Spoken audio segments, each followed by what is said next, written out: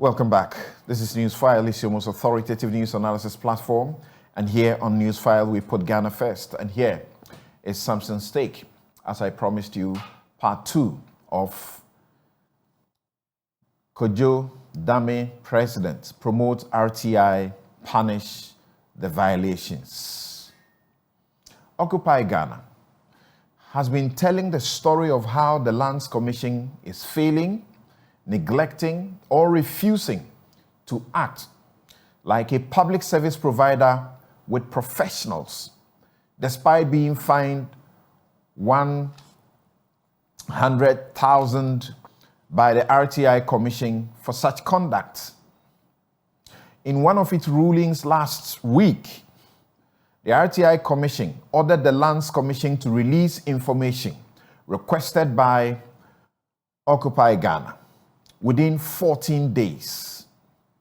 In its characteristic style, Occupy Ghana immediately wrote to bring their attention to the verdict and asked to know the cost and what form the disclosure will be made: photocopy, PDF, email, or it will be delivered on a pen drive. On Thursday, Occupy Ghana was compelled to write to remind them because, just as in their earlier process where it had to write about a dozen letters to get attention, the Lands Commission has once again elected to ignore its letters. But like it did in sending a letter every week on other demands, Occupy Ghana has vowed to send a reminder letter every day until the 14 days deadline expires next week.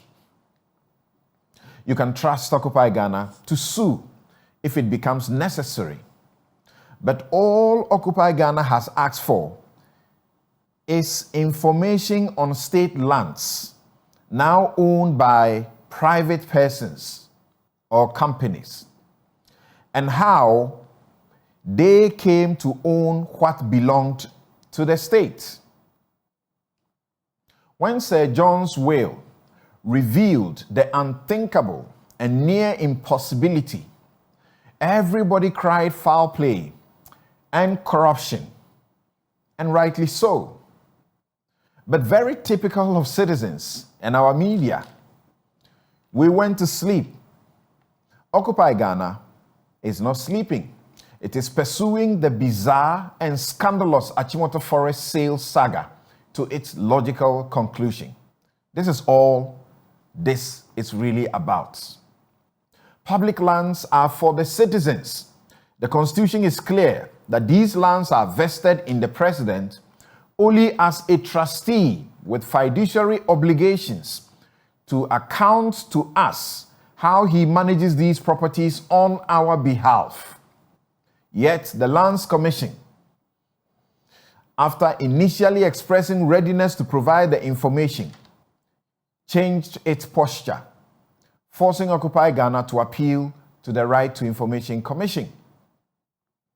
Ace Ankuma and his team have done even more on various serious public interest matters, including pursuing the Office of Special Prosecutor to investigate the unnamed wealthy businessman who bribed some MPs over the Oforiatta vote of no confidence motion.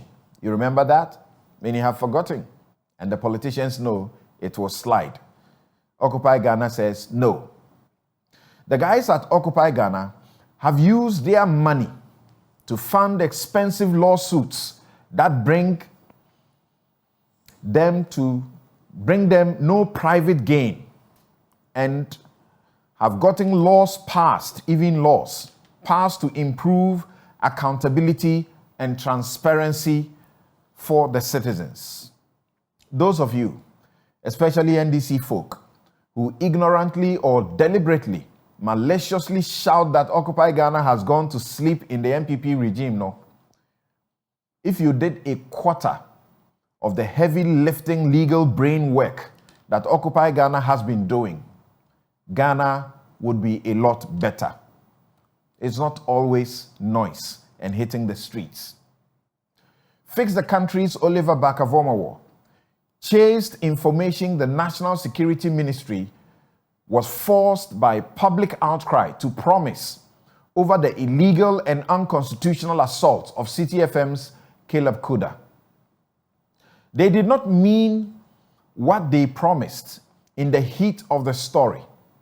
They knew Ghanaians will forget in only a few weeks, but when Oliver pursued them, they ignored him completely, leading to the RTI Commission's ruling ordering them to disclose non-exempt portions of the information requested within 14 days.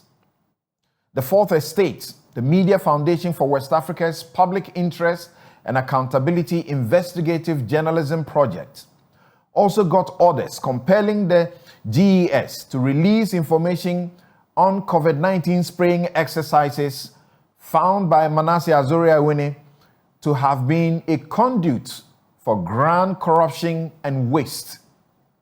The Fourth Estate has been acknowledged as the biggest user of the RTI law. This is the group you, and you know yourselves, have for whatever purposes, obviously not in the national interest, made it your job to attack and abuse them simply because they churn out well-researched and investigative stories that save Ghana millions and expose rots in our society. The RTI Commission's intervention was sought by Kofi Asare of Africa Education Watch for the release of information on schools' placements. Information the ministry used to publish without anybody asking. In most of these cases, as I noted last week, the applications were not even acknowledged. What disrespect to citizens. Yes, not even when the RTI Commission requested responses from these institutions.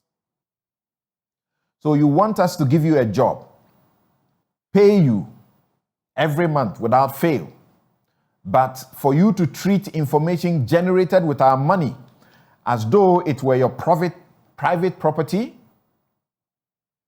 You clearly do not understand public service and must be deemed unfit to hold public office set up and funded by the public for service to the public. Dear Attorney General, I make my call once again.